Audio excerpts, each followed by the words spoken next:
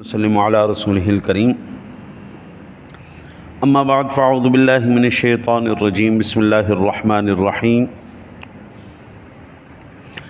آج اللہ تعالیٰ کے فضل و کرم اور اس کے احسان سے ہم نے 24ویں پارے کی تلاوت سننے کا شرف حاصل کیا۔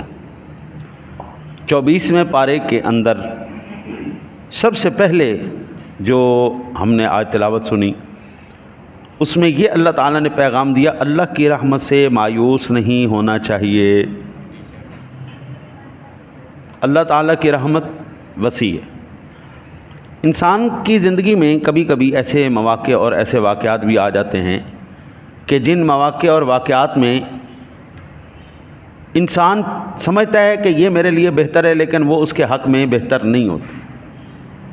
میں ایک موٹی سی مثال آپ کو دوں۔ ایک بندہ جہاز کی ٹکٹ لیتا ہے لیکن اس کی وہ جہاز فلائٹ مس ہو جاتی، وہ تڑپتا ہے کہ ہائے میری جو ہے فلائٹ مس ہو گئی، فلائٹ مس۔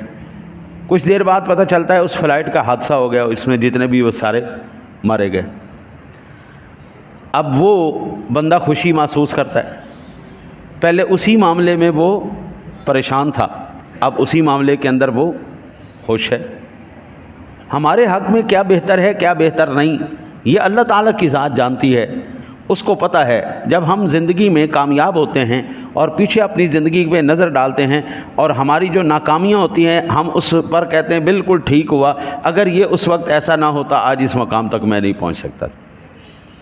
اللہ وحدہ لا شریک کا کرم ہے جی، فضل ہے، وہ ہمیشہ ہمیشہ اپنے بندے کے ساتھ ہے، بشرطے کہ بندہ مایوس نہ ہو۔ اللہ کی رحمت اس کے ساتھ۔ پھر اللہ وحدہ لا شریک کے اس پاک سے کلام کے سپارے میں ہمیں یہ دوسرا پیغام ملا، اللہ کے بندے اللہ کی بارگاہ میں سچی توبہ کرو، اللہ کے ساتھ یاری لگا لو، ساری مشکلیں آسان ہو جائیں گی۔ مشکل کب ہوتی ہے، پریشانی کب ہوتی ہے؟ اس وقت ہوتی ہے جب ہمارا ذہن تسلیم کرتا ہے کہ یہ پریشانی ہے، یہ تکلیف ہے، لیکن اگر اللہ تعالیٰ کی اطاعت کے اندر وہ تکلیف، مثال کے طور پر آج کل ہم روزہ رکھ رہے ہیں، جو بندہ بھوک پیاس برداشت کر رہا ہے، تکلیف تو ہے نا، یہ تو نہیں نا کہ بھوک پیاس کوئی آسان بات ہے۔ جو روزے نہیں رکھتے ان سے پوچھو کیوں نہیں رکھتے، تو سادہ سی یار پیاس لگ جاتی ہے، یار بھوک لگ جاتی ہے۔ لیکن جو رکھ رہے ہیں کیا ان کے لیے یہ مشکل ہے؟ کیوں نہیں ہے؟ کیونکہ ان کو پتہ ہی اللہ کا حکم ہے، اور اس مالک کے لیے ہماری جان بھی حاضر ہے۔ یہ چند گھنٹوں کی بھوک پیاس کیا چیز ہے، مالک کے لیے جان بھی۔ اب ان کے لیے وہ مشکل ہی نہیں رہتی۔ جو اللہ کی نہیں مانتا اس کے لیے ہر چیز ہی مشکل ہے، نماز بھی مشکل ہے، روزہ بھی مشکل ہے، زکوٰۃ بھی مشکل ہے، حج بھی مشکل ہے، عمرہ بھی مشکل ہے، ساری چیزیں ہی مشکل ہیں۔ لیکن یہ اللہ کی اطاعت میں آ گئے تو پھر سارا کچھ ہی صحیح، پھر وہ مشکل نہیں رہتی بلکہ وہ کرم بن جاتا ہے۔ پھر اللہ وحدہ لا شریک نے ارشاد فرمایا کہ قرآن کریم پر عمل کرو گے، اس دنیا کے اندر بھی آخرت میں بھی سرخرو ہو جاؤ گے۔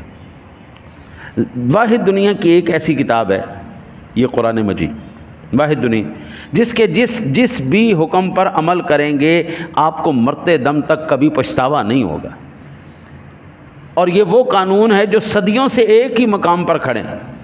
200 سال پہلے یہی قانون تھے، آج یہی قانون۔ اللہ کا قرآن نہیں بدلا، اس کا فرمان نہیں بدلا، اس کے حبیب کا فرمان بھی اسی طرح ہے، اللہ کا قرآن بھی اسی طرح ہے، اس پر عمل کرنے والے اسی طرح اجر و ثواب پاتے جا رہے ہیں۔ چوتھی ہم نے اس پر دیکھا کہ قیامت کے دن پرہیزگاروں کو اللہ تعالیٰ جنت کی نعمتیں عطا فرمائے گا، اور کافروں کو جہنم کی طرف ہانکا جائے گا۔ جس طرح ہم بھیڑ بکریوں کا نہیں ڈنڈا لے کے چلو شی کر کے جس طرح بھی ڈنڈا ٹھوک ٹھکا کے وہ کر کے، اسی طرح کافروں کو ہانک کے لے جایا جائے گا۔ ادھر سے فرشتے کوڑے پھڑکائیں گے، ادھر سے پھڑکائیں گے، جس طرح جانوروں کو ہانک کے لے جایا جاتا ہے۔ یہ جانور لوگ ہیں، یہ جانور لوگ۔ پھر اللہ وحدہ لا شریک نے مومنین جنت میں داخل کیے جائیں گے، کافروں کو جہنم کی طرف ہانکا جائے گا۔ پھر اہل جہنم خود سے بیزار ہوں گے اور خود کو برا بھلا کہیں گے، اور وہ کہیں گے کہ انہوں نے دنیا میں وقتی لذتیں تو حاصل کر لیں لیکن اس کے بدلے میں خود کو بڑے عذاب کا مستحق بنا لی۔ ان سے کہا جائے گا آج تمہیں جو بیزاری ہو رہی ہے، اللہ کی بیزاری اس سے بہت زیادہ ہے۔ جب تمہیں ایمان کی جانب بلایا جاتا تو تم کفر کرتے تھے، کل قیامت والے دن خود کافر اپنے اوپر لعنت کر رہا ہوگا آج بھی جب کوئی برا کام ہو جائے یا غلط کام ہو جائے بندہ خود پر لعنت کر، لعنت ہے میرے تے، میں کم کیوں کیتا ہے، میں کم کیوں کیتا. کل جہنمی اپنے اوپر لعنت کریں گے، لعنت ہے ساڈے اوتے. دنیا دی تھوڑی جی لذتاں، تھوڑے جی آرام دی خاطر اسی ساری زندگی دا عذاب مول لے لے. حضرت یہ کوئی دانائی کا سودا نہیں ہے کہ آپ تھوڑے سے عمل کے بدلے میں، تھوڑا سا عمل ہے، ہمیشہ کی جنت کو چھوڑ دیں. آپ کتنی دیر زندہ رہیں گے؟ 60 سال، 70 سال، 80 سال، 100 سال لگا لو. 100 سال سے زیادہ تو زندگی نہیں ہے نا. ایک 100 سال کی خاطر، اور ان 100 سالوں کے اندر بھی اللہ کہتا ہے جب تو ٹھیک ہے، سلامت ہے ہیں جی، تب میرے ساتھ تو تھوڑا سا عمل کر لے. آدمی کھڑے ہو کے نماز نہیں پڑھ سکتا، کوئی بات نہیں، بیٹھ جائے. ہیں جی، بیمار ہے اس کے لیے آسانیاں ہیں. اگر تو مسافر ہے روزہ نہ رکھ، بیمار ہے روزہ نہ رکھ، بعد میں کر لے، قضا کر لے، جب ٹھیک ہو جائے، چنگا بھلا ہو جائے، ٹھیک ہو جائے، چل کر لے.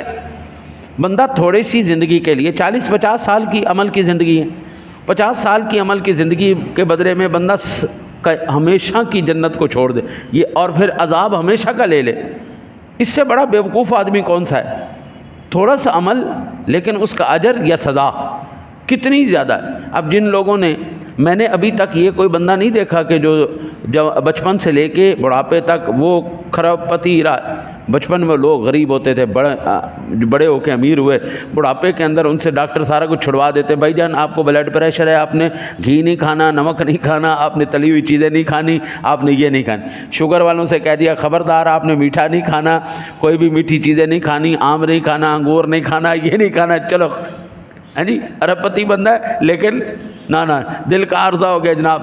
آپ نے کوئی نمک مرچ، کوئی ارلم پرلم والی چیزیں نہیں کھانی، ابلی ہوئی چیزیں کھاؤ جی، ہاں جی، تازہ سبزیاں کھاؤ جی، ہاں جی، وہ بھی چھوٹ چھاٹ گیا سارا کچھ.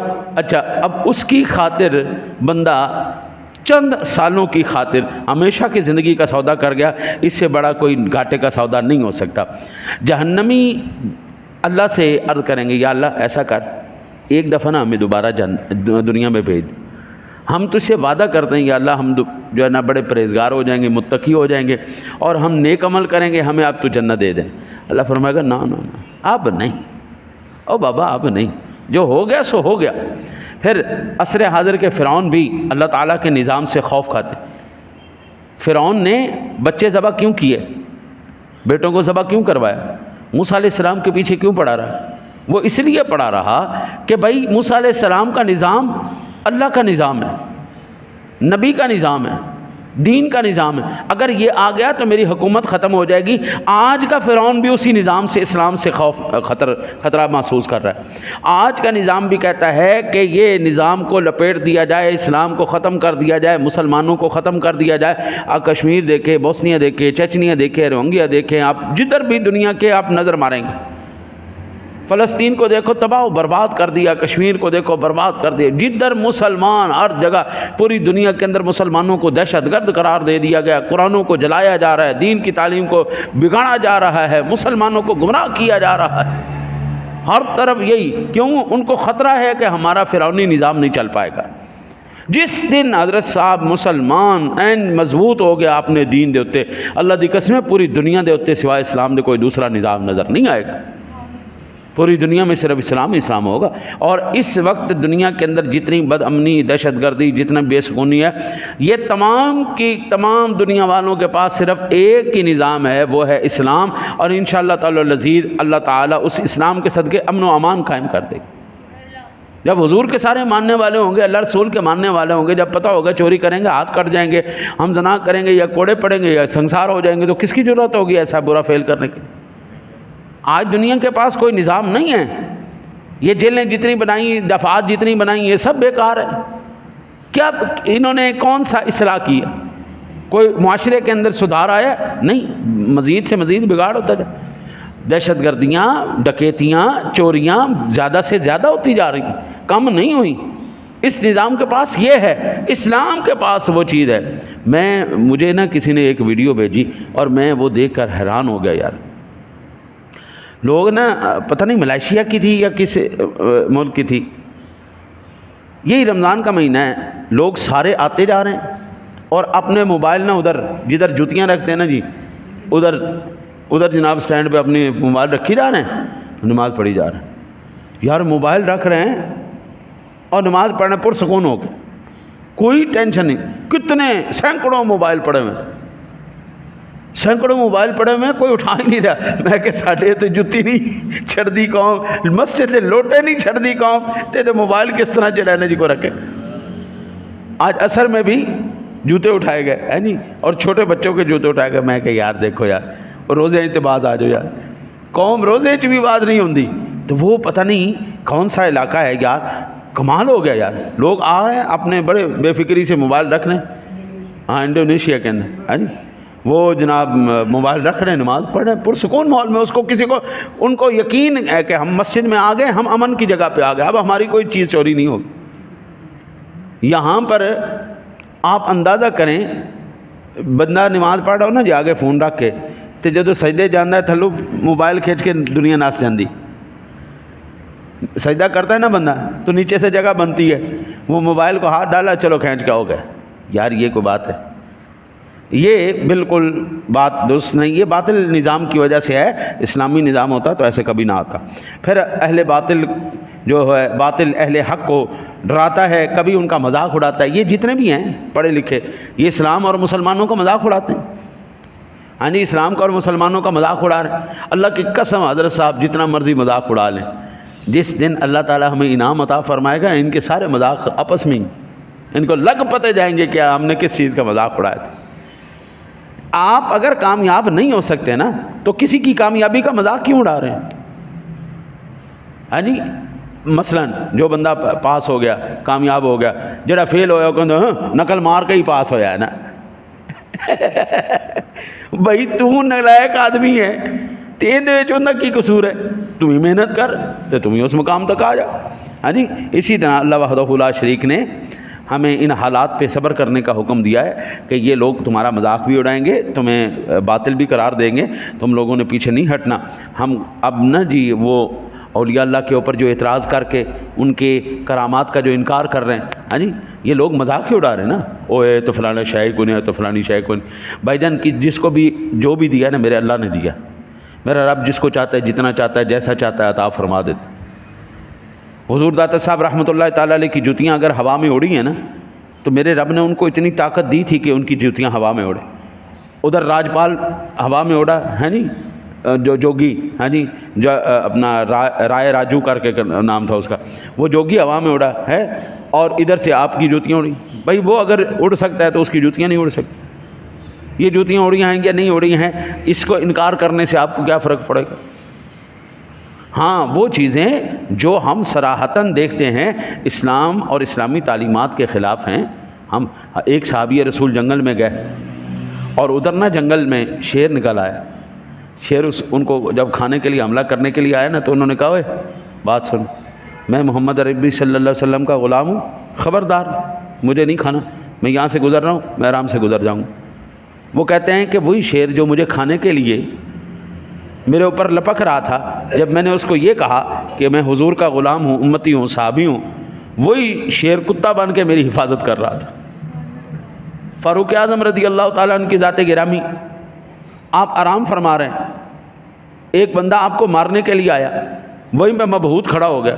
اینڈ آپ اٹھے, آپ نے تلوار اٹھائی, گلے پہ رکھی, فرمایا ہون دس, تو مجھے مارنے آیا تھا, تو مارا کیوں نہیں؟ تو کہنے لگا جیسے ہی میں آپ کو مارنے لگا ہوں تو یکدم ایک ببر شیر نے میرے اوپر حملہ کر دیا, میں حیران ہو گیا ہوں. اللہ والوں کی تو یہ حفاظت کرتا ہے. صحابہ کرام سے یہ چیزیں ثابت ہیں, قرآن و حدیث سے یہ بات ثابت ہے, تو پھر ان کا انکار کرنے سے آپ کو کیا ملے گا؟ بات وہی ہے نا, نالائق بچہ لائق کی وہ جو ہے نا جی مقابلہ نہیں کر سکتا, نقل مار کے پاس ہو ہی نہیں سکتا, اینے نمبر آ ہی نہیں سکتے. بھائی تو نالائق ہیں, ان کا کی قصور ہے؟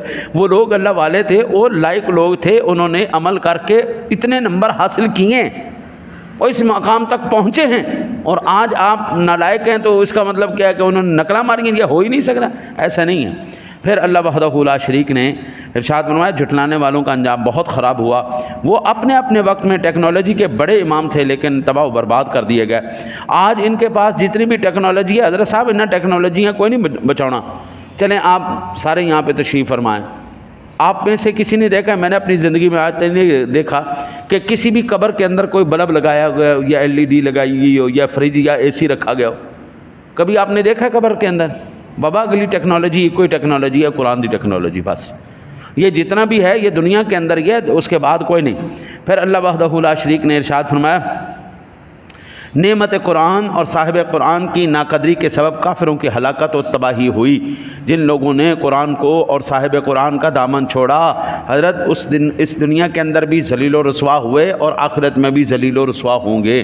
اگلی ساری سلطنت میرے مصطفیٰ کی ہے. قبر کے اندر سب سے پہلے تیرے سے یہ نہیں پوچھا جائے گا MA کیتا ہی کہ نہیں کیتا، اور BA کیتا ہے کہ نہیں کیتا، اوے تو PhD ڈاکٹریٹ کیتی کہ نہیں کیتی. سب سے پہلا سوال ہوگا من ربک کا، تیرا رب کون ہے بھائی، ما دینو کا، تیرا دین کی ہے.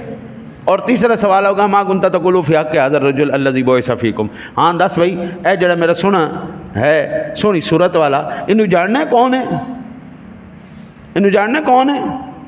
حضرت صاحب 3 سوال ہونے قبر کے، اور آپ اندازہ کیجئے وہ سوال کس ٹیکنالوجی سے تعلق رکھتے ہیں.